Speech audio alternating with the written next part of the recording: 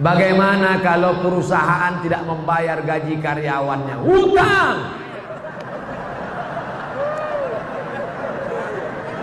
Kalau aku berhutang pada satu orang saudaraku, nanti ku cari engkau di padang mahsyar, insya Allah jumpa kita.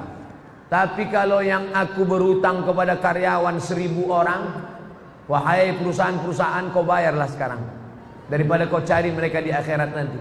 Sedangkan di Sumatera aja payah mencarinya, apalagi di padang mahsyar. Hai pimpinan perusahaan-perusahaan, hai manajer-manajer, hai GM. Yang Ustaz tunjuk ini siapa? Kamera. Mana tahu kebetulan dia nonton streaming. Bayar hutang, bayar.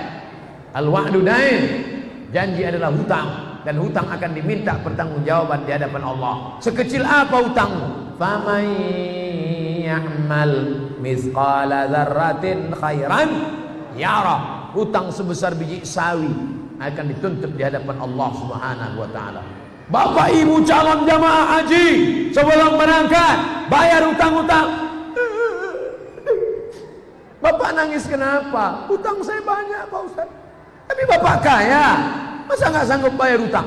Bukan nggak sanggup bayar, orangnya nggak tahu di mana Pak Ustaz. Hutang apa? Dulu waktu sekolah makan bakwan 3 bayar 1.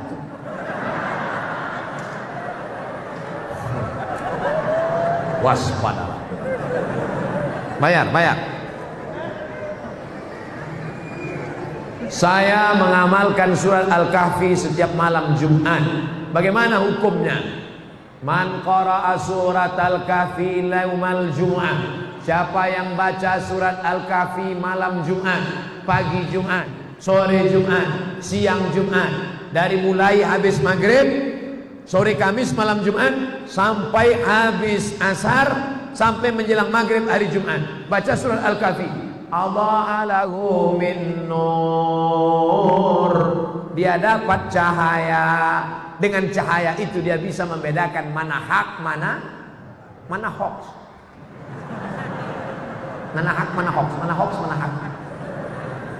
Kita malam ini bisa membedakan mana orang, mana tiang, mana orang gara-gara apa? Gara-gara cahaya, bukan gara-gara mata. Coba matikan lampu semua, buka mata lebar-lebar. Bisa melihat? Kita bisa melihat bukan karena mata, tapi karena cahaya. Makanya ada orang buta tapi hafal Quran. Kenapa? Matanya tertutup tapi hatinya terang. Nur cahaya.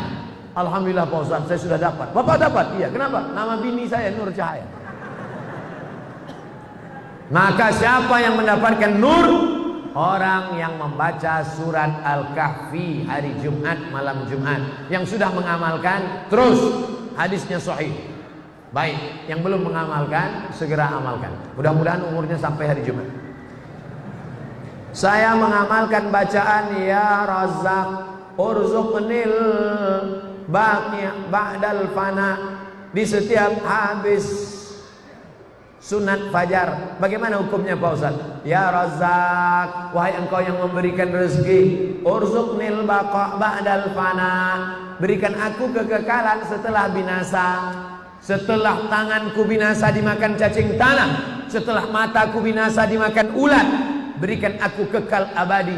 Setelah, apakah doa ini salah? Tidak salah. Silakan amalkan. Ya Razzaq, wahai engkau yang memberi rezeki, wahai engkau yang memberi rezeki, urzuqnil baqa' ba'dal fana, berikanlah aku kekal setelah binasa. Binasa dunia, tapi aku tidak binasa.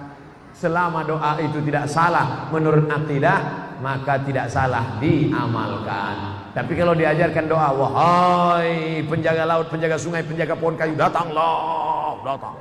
Itu doa manggil hantu. Nanti pas setelah itu hantunya datang, what can I do for you? Syukron kasiran Ustaz, afwan. Kalau ada orang menyebut syukran, terima kasih, jawabannya afwan. Menurut Ustaz, jamaah tabligh itu baik apa tak baik? Entah. Ada orang kampung saya punya meja biliar bola sodok. musik keras. Pergi saya ke Mesir kuliah. Pulang saya kuliah, saya sholat di masjid, saya jadi makmum. Imamnya enak sekali baca ayat. Bismillahirrahmanirrahim. Alhamdulillahi Rabbil Alamin. Siapa ini imam? Rupanya yang punya meja biliar dulu. Selesai sholat saya tanya, abang yang punya meja biliar bertato rambut panjang dulu kan? Iya.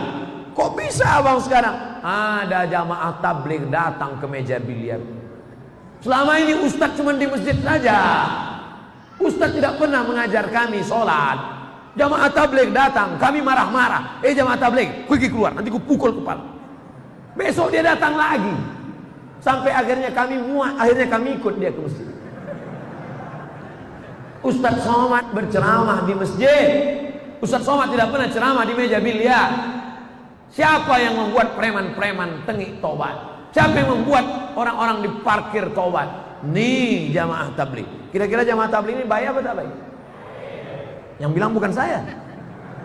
Saya cuma nanya aja. Jadi kalau ada orang mengatakan jamaah tabligh tidak baik, kenapa jamaah tabligh tidak baik? Karena jamaah tabligh pakai sorban, Nabi Muhammad pakai sorban. Jamaah tabligh tidak baik. Kenapa? Karena jamaah tabligh pakai jenggot, Nabi Muhammad pakai jenggot. Jamaah tabligh tidak baik. Kenapa? Karena jamaah tabligh mengetuk pintu rumah ngajak sholat. Itu yang dilakukan Nabi Muhammad. Assalamualaikum, ayo sholat. Ustaz Somad kenapa enggak melakukan ini? Saya takut. Orang jamaah tabligh tak ada takutnya. Assalamualaikum, Pak Haji, ayo ke masjid Pak Haji. Jangan ajak-ajak saya. Kau belum lahir aku udah haji. Besok dia datang lagi. Assalamualaikum Pak Haji. Waalaikumsalam. Ayo ke masjid Pak Haji.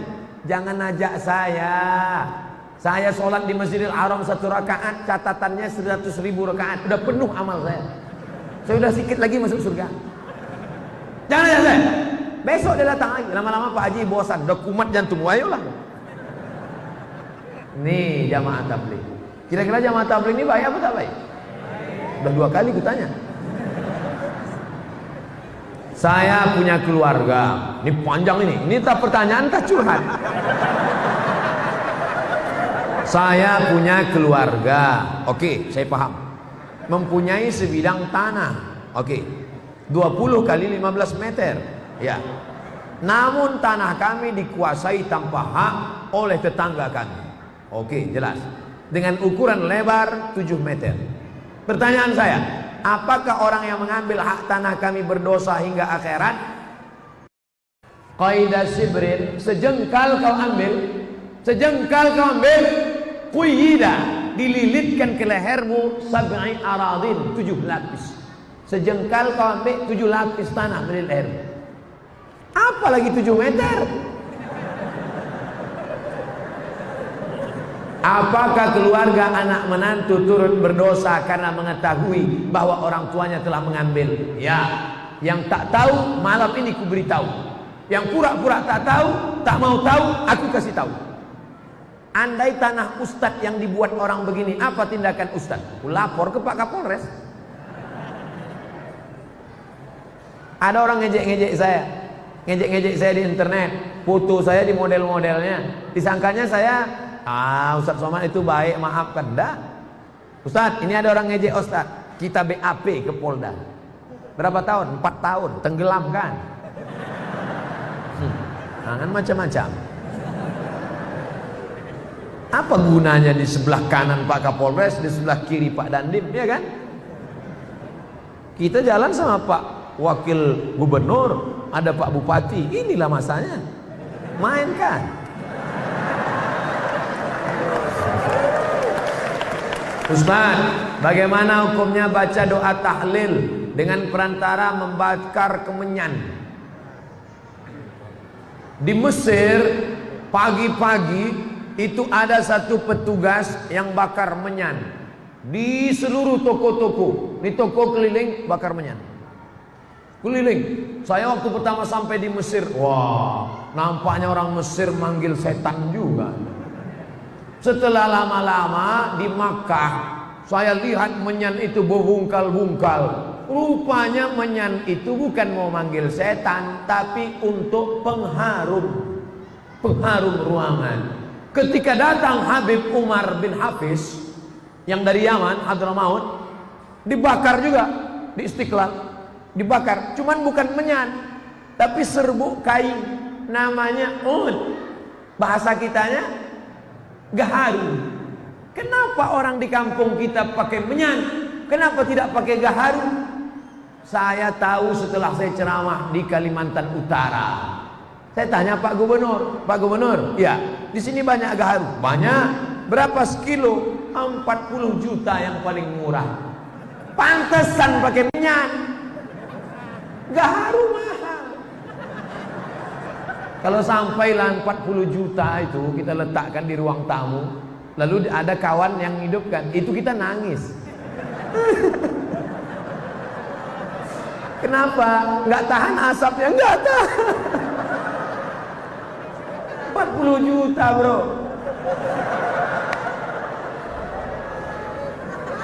Jadi kalau di majelis Habib, majelis maulid, sebelum doa baca, itu untuk mengharum ruangan. Karena dengan harumnya ruangan, malaikat-malaikat suka. Tapi kalau di ruangan itu bau busuk, man akala basolan, siapa yang makan bawang merah, makan bawang putih, malaikat tidak mau masuk. Kenapa? Malaikat tak tahan mencium. Malaikat, apalagi jengkol sama petai. Tapi kalau gosok gigi dulu boleh. Jadi kalau ada orang membakar menyan, membakar gaharu, tujuannya untuk mengharumkan ruangan, tidak apa-apa. Tapi kalau dianggapnya asap inilah yang membawa ke alam, apalah. Nah, ini tak betul, berarti keyakinannya tidak benar. Jadi kalau ada yang tidak orang bakar, tanya dulu. Ini bakar untuk apa? Untuk mengharum ruangan. Dengan harumnya ini, kan harum gak perlu lagi. Masjid kita ada pakai pengharum ruangan. Sekarang ada orang pakai harum. Itu pakai bahan kimia. Ada bahan kimia, kita hirup masuk ke dalam, itulah yang menjadi cancer. Tulisannya C-A-N-C-E-R, cancer. Orang kita payah bilang cancer. Kenapa? Kanker.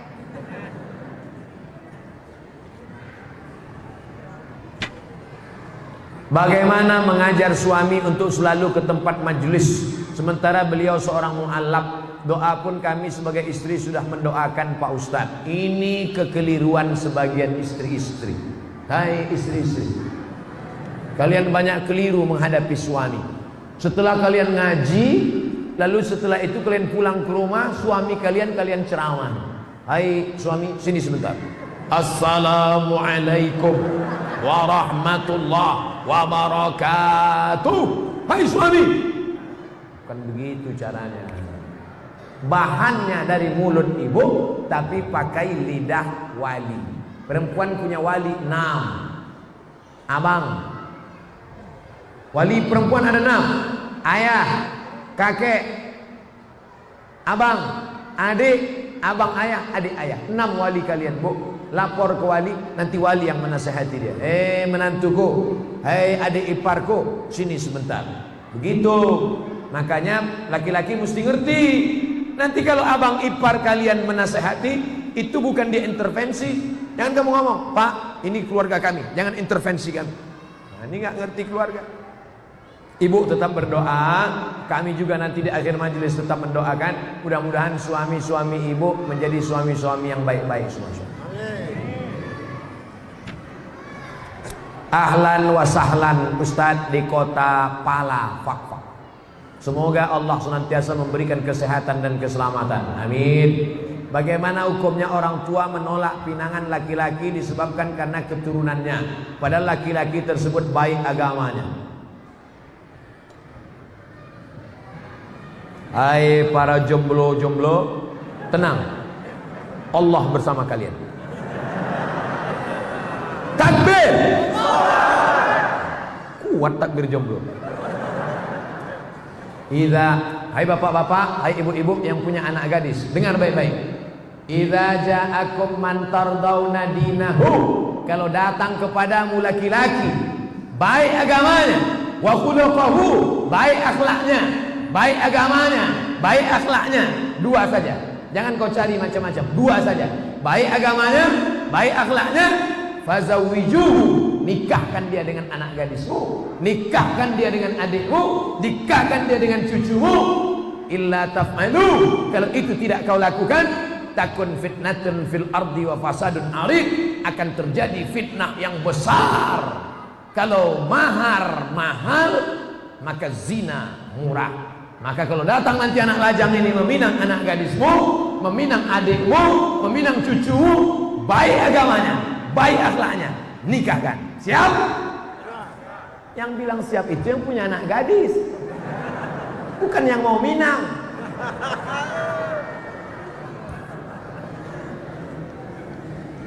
Bu, Pak, kalau kalian cari menantu kaya, nanti dia miskin, kalian jadi benci. Kalau kalian cari menantu ganteng, nanti ketika dia keriput, kalian benci. Carilah menantu yang taat kepada Allah, yang akidahnya baik. Jangan kau lihat warna kulitnya. Bilal bin Abi Rawah dipanggil oleh Nabi, "Ta'al Bilal, aku dengar suara sendalmu dalam surga." Kresek, kresek, kresek, kresek. Bilal itu berkulit hitam, hamba sahaya, orang Afrika Utara. Tapi didengar Nabi suara sendalnya dalam surga. Belum mati sendalnya udah masuk surga. Makanya kalau ada bapak ibu nanti kehilangan sendal, sabar, berarti udah masuk surga duluan. Jangan-jangan sendal saya pula hilang duluan. Jangan kau lihat lagi suku. Ini masih banyak orang tidak mau menerima hanya gara-gara suku la ilaha illallah. Saya sebagai orang Jawa enggak mau kalau anak gadis saya nikah sama orang Batak. Kenapa, Pak? Derajat terlalu jatuh. Masa dari emas jadi tulang? Ini orang. Kalau orang kerja di bank konvensional, gajinya riba atau tidak riba, Pak Ustaz?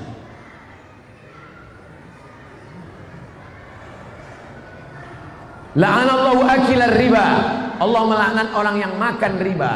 Wa mukilahu, orang yang mewakilkan, orang yang dibeli, orang yang diberi. Yang pertama yang makan, yang kedua yang diberi. Wa katibahu, pegawai pencatat administrasinya. Wa syahidaihi, yang menjadi saksinya. Kulluhum sawa, keempat-empatnya makan riba. Saudaraku yang di konvensional, pindah kalian ke BNI Syariah, Bank Syariah Mandiri, Bank Muamalat. Gak bisa Pak Ustadz, belum ada. Oke, mudarat boleh. Darurat tingkat tinggi. Ustadz, kalau saya keluar dari sini, istri saya sedang hamil tua, motor saya masih kredit rumah. Stop, jangan cerita, aku tak tahan mendengar. Oke, kerja aja situ sampai dapat kerja yang lain. Nanti kalau sudah dapat kerja lain, resign dari situ. Ustaz, bagaimana batas-batas wanita berhias keluar rumah, pakai make up? Banyak perempuan sekarang mukanya putih, tangannya hitam.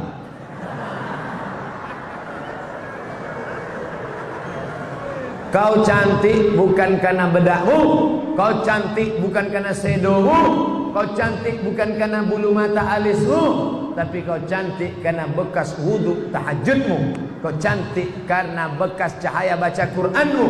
Itulah yang disebut dengan inner beauty, kecantikan dari dalam. Ini perempuan banyak bersolek-solek. Sudah tahu AC mati panas dipakai bedak, luntur.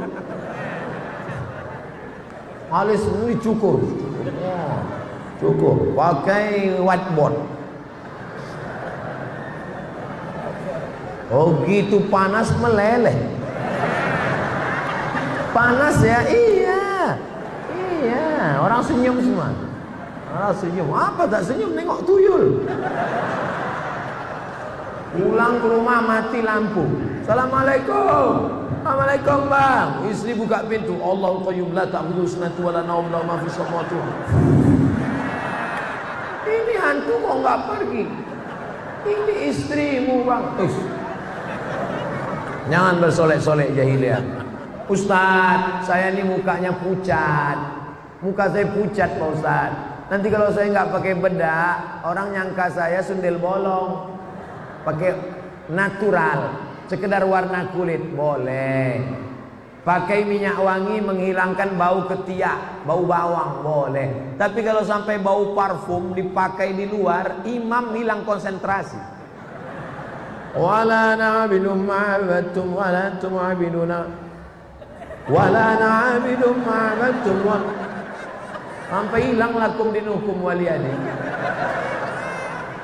Yang biasa sekedar menghilangkan bau ketiak boleh, itu namanya natural.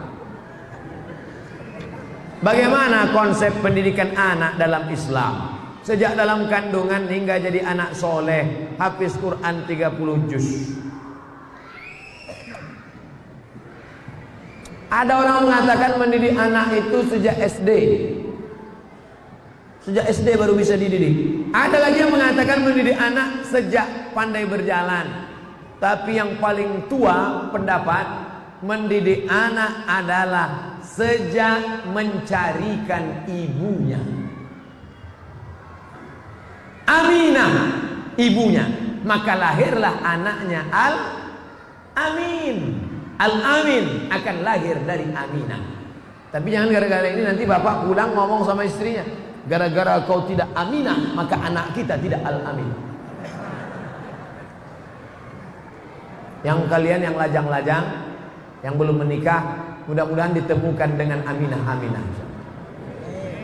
Yang ngomong amin yang belum nikah.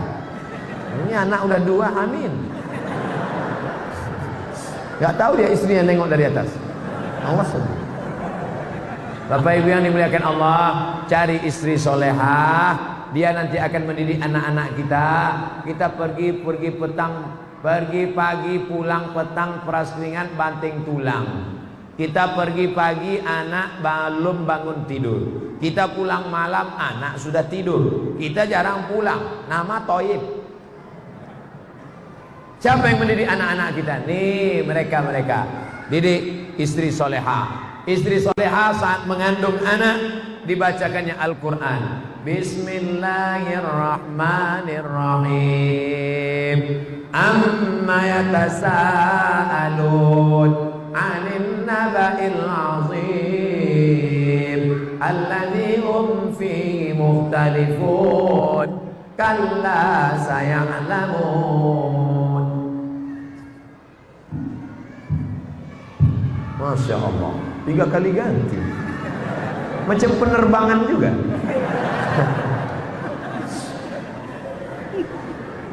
Istrinya soleha. Istri soleha tadi waktu hamil banyak-banyak baca ayat.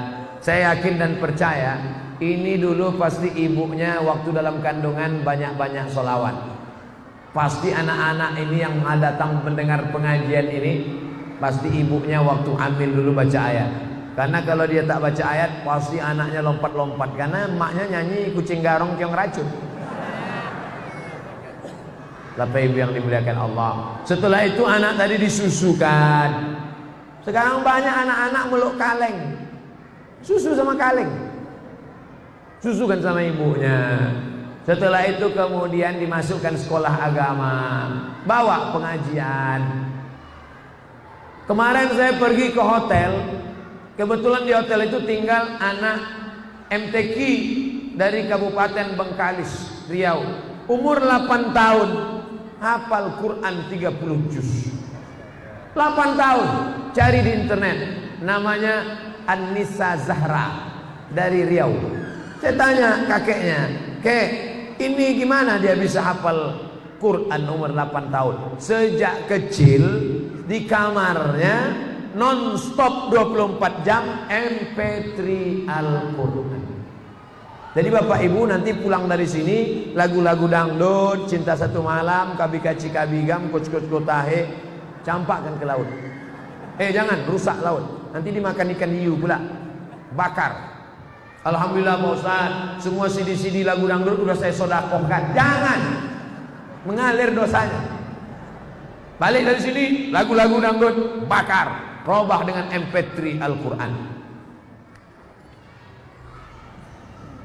Bagaimana jika niat pakai cadar tapi dilarang orang tua karena takut lulus kuliah tak dapat kerja? Yang nyuruh pakai cadar itu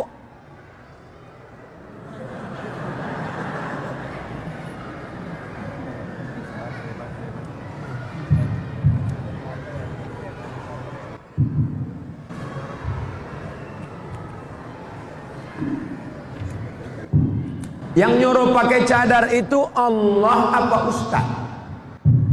Saya ulang sekali lagi. Yang nyuruh pakai cadar itu Allah apa ustaz? Allah. Yang ngasih rezeki itu Allah apa ustaz? Allah. Kenapa takut pada kerja padahal yang ngasih rezeki Allah, yang nyuruh pakai cadar Allah? Ikhtilaf antara wajib tak wajib. Saya tak mempermasalahkan. Yang sudah pakai cadar bagus. Itulah akidah. Mana akidah kita? Ibu-ibu jangan takut. Kau jangan pakai jilbab, nanti nggak laku. Kau jangan pakai cadar, nanti nggak kerja. Di mana letak iman kita? Di mana letak keyakinan kita? Bukan satu pintu rezeki yang diberikan Allah. Ibu-ibu yang punya anak gadis, mau dia pakai cadar, alhamdulillah. Jangan takut rezeki. Ya Razzaq, wahai engkau maha pemberi rezeki. Wa ma min dabbatin fil ardh, tidak ada satu binatang yang melata di atas muka bumi melainkan Allah yang memberikan rezekinya. Cicak itu melata, tak bisa dia ke darat. Cicak di dinding-dinding, tapi makanannya luar biasa. Cicak itu makanannya bukan tanggung-tanggung, helikopter dia makan. Allah menjamin rezeki. Kenapa takut? Bagaimana hukumnya kita mendoakan orang tua yang sudah meninggal dunia, tapi kita berbeda keyakinan? Apakah adanya diijabah atau tidak? Yang berbeda agama ada dua doa. Doa ketika masih hidup, Allahumma hdi qaumi fa innahum la ya'lamun. Berikan hidayah. Berikan hidayah kepada bapakku, berikan hidayah kepada ibuku, berikan hidayah kepada kakekku. Doa itu dia panjatkan Nabi untuk umatnya.